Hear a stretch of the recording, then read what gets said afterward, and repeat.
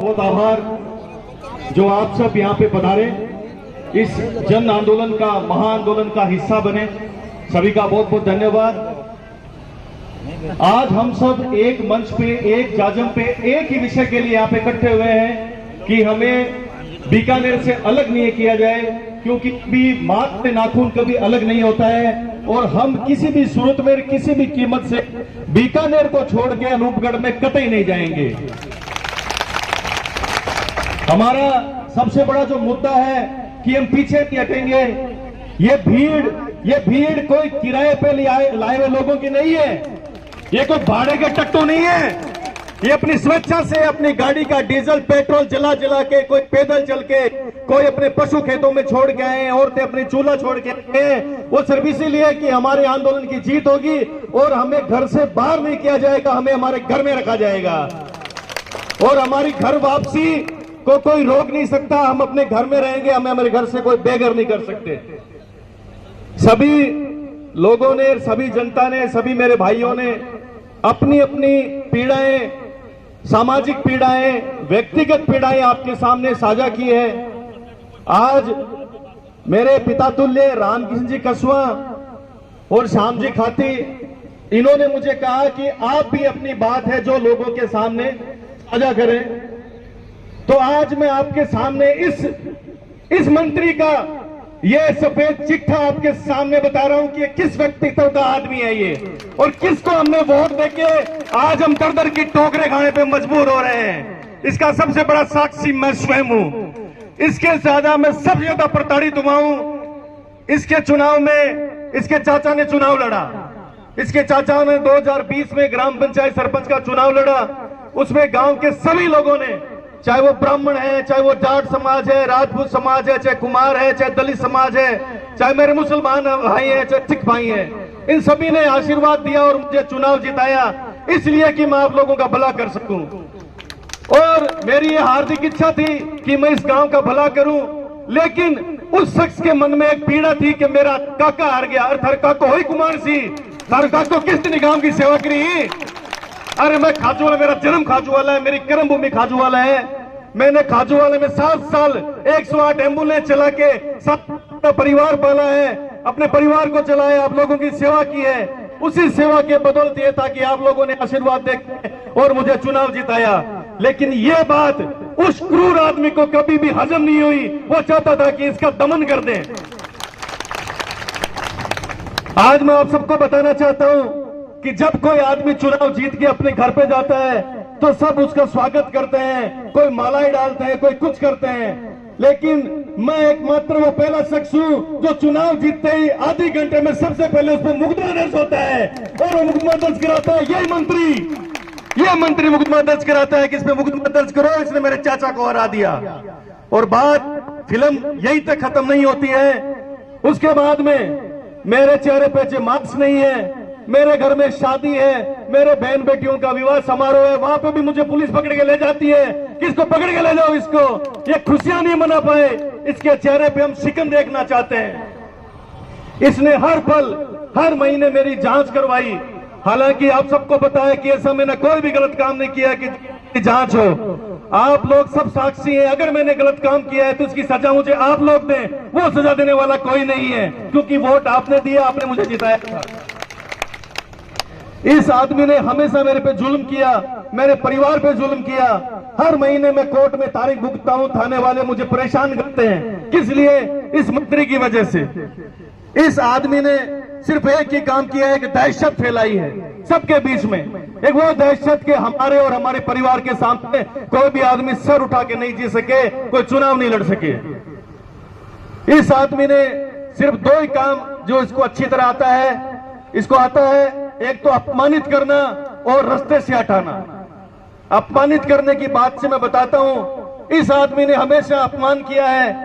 कभी ब्राह्मण समाज का अपमान किया है, कभी राजपूत समाज का अपमान किया है, कभी धरती का सीना चीर के जो जाट समाज जमींदार अन्न बोते हैं उनका अपमान किया है, कभी सिख समाज का अपमान किया है, कभी दलित समाज का अपमान किया है।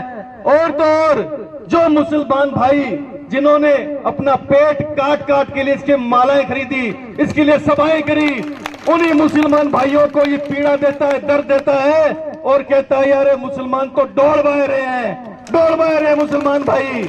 तो मंत्री जी को बताना, मंत्री जी ये डोल बायरे नहीं है, अरे ये डोल बायरे नहीं है, ये हमारा मान है, हमारा स्वाभिमान है। स्वतंत्रता संग्राम में सबसे ज्यादा अगर कुर्बानियां दी है वो इन्हीं मुसलमान भाइयों ने दी है। और ये मुसलमान भाई हमारा स्वाभिमान है, हमारा नाक है, और हमारे नाक से अगर किसी ने छेड़छाड़ करने की कोशिश की उसका तख्ता पलट करके दिया जाएगा। दूसरा इसने काम किया कि हटाने का काम, तो सर्वप्रथम इसने काम किया कि सबको हटाया जाए। हटाने का मतलब रास्ते से जो इसके रास्ते में आता है उसको हटा दिया जाए। इसने सबसे पहले मुझे सरपंच पद से हटाया, फिर षड्यंत्र करके नगरपालिका के चेयरमैन पद से मुझे हटा दिया गया, और आनंद फानम में मेरे किसी दलित भाई को इसने उस कुर्सी पे बिठा दिया। फिर इसने षड्यंत्र करके खोखे वालों को हटा दिया, फिर इसके रास्ते में कोई भी आता है उसको हटा दिया। अब इसने अपने खाजू वालों को हटा के अनूपगढ़ में डाल दिया।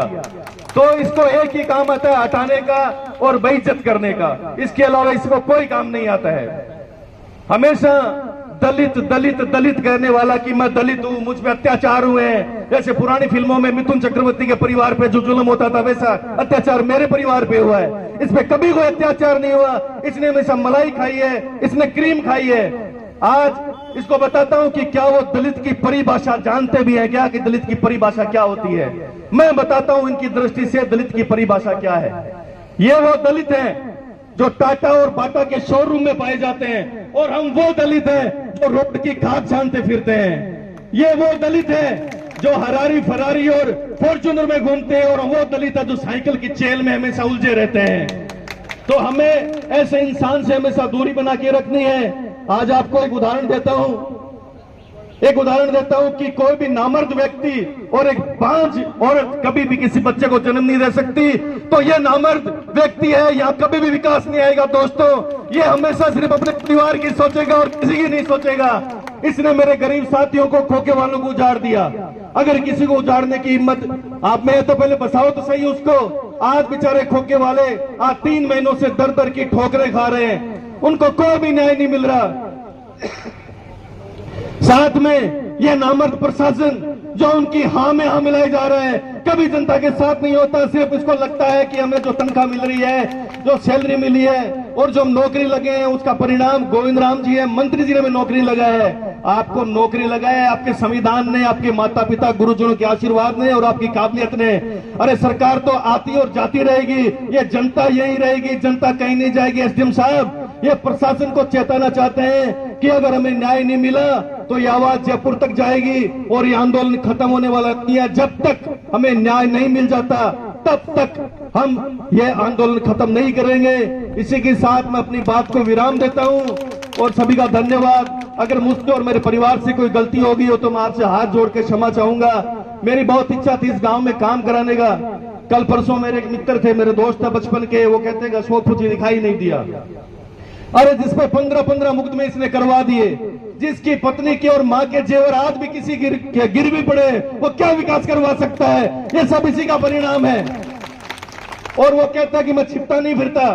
अगर हर सरपंच यहाँ पे 62 ग्राम पंचायत है, 61 सरपंच है वो जो उसको पैरों में बैठे हैं और नतमस्तक हो रखे हैं। वो सब अगर छोटी सी ग्राम पंचायत का सरपंच होता है वो दूसरे दिन ही टाटा स्कॉर्पियो स्पेशियो सब ले आता है। आज भी मैं मोटरसाइकिल की चेन में उलझा हूं। अगर मेरी भी इच्छा होती तो मैं जाके उसके पैरों में गिर सकता था, लेकिन अपना वजूद और स्वाभिमान मैंने नहीं छोड़ा।